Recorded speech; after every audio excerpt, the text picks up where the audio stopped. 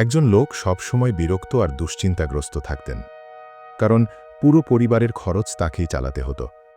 সংসারের সমস্ত দায়িত্ব, অফিসের চাপ, আত্মীয় স্বজনদের নিয়মিত আগমন, এসব মিলিয়ে তার মাথা সর্বদা চিন্তায় ভারাক্রান্ত থাকত।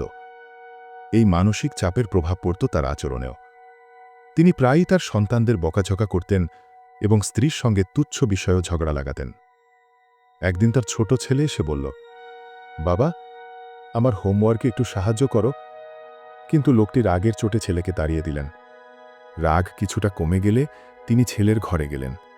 দেখলেন ছেলে ঘুমিয়ে পড়েছে, পাশে হোমওয়ার্কের খাতাটি খোলা। তিনি খাতাটি তুলে নিয়ে পড়তে শুরু করলেন। হোমওয়ার্কের শিরোনাম ছিল, যেসব জিনিস প্রথমে আমাদের ভালো না লাগে কিন্তু পরে বুঝি সেগুলোই ভালো। কৌতূহলী হয়ে লোকটি তার ছেলের লেখা পড়তে লাগল। ছেলের লেখা ছিল, আমি আমার পরীক্ষার জন্য কৃতজ্ঞ। প্রথমে এগুলো ভয়ঙ্কর আর কঠিন লাগে, কিন্তু পরে যখন ছুটি পাই আনন্দে মন ভরে যায়। আমি তেতো ওষুধের জন্য কৃতজ্ঞ। সেগুলো খেতে একেবারেই ভালো না, কিন্তু সেগুলোর কারণেই আমার অসুখ ভালো হয়ে যায়। আমি অ্যালার্ম ঘড়ির জন্য কৃতজ্ঞ। প্রথমে ওটার আওয়াজে ঘুম ভেঙে যায়, খুব রাগ লাগে, কিন্তু ওই ঘড়ি আমাকে প্রতিদিন সকালে জাগিয়ে তোলে, বুঝিয়ে দেয় আমি এখনো বেঁচে আছি।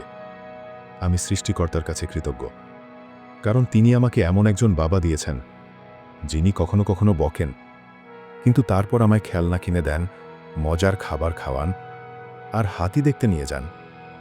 ছেলের এই সরল গভীর কথাগুলো লোকটির হৃদয় স্পর্শ করল। তিনি স্তব্ধ হয়ে গেলেন। তখনই তার মনে হলো, আমাকে বাড়ির খরচ চালাতে হয়, তার মানে আমার একটা বাড়ি আছে। সৃষ্টিকর্তার কৃপায় আমি তাদের চেয়ে ভালো অবস্থানে আছি যাদের বাড়ি নেই। আমাকে পরিবারের দায়িত্ব নিতে হয়, তার মানে আমার একটা পরিবার আছে। সৃষ্টিকর্তার কৃপায় আমি তাদের চেয়েও ভাগ্যবান যারা অনাথ বা এখনো একা। আমার বাসায় আত্মীয় স্বজন আসে, তার মানে আমার সামাজিক মর্যাদা আছে এবং আমার পাশে দাঁড়াবার মানুষ আছে।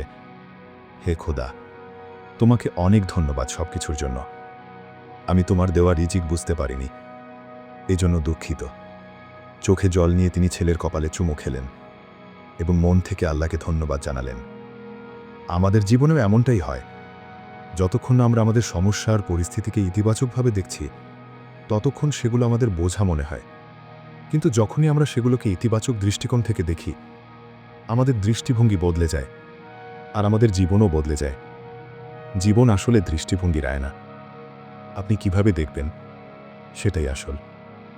পরিস্থিতি আপনার নিয়ন্ত্রণে নাও থাকতে পারে, কিন্তু আপনার দৃষ্টিভঙ্গি পুরোপুরি আপনার হাতে।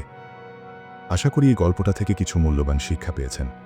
গল্পটা শেয়ার করুন, আর এমন আরও অনুপ্রেরণামূলক গল্প পেতে আমাদের চ্যানেলটি সাবস্ক্রাইব করুন। ধন্যবাদ।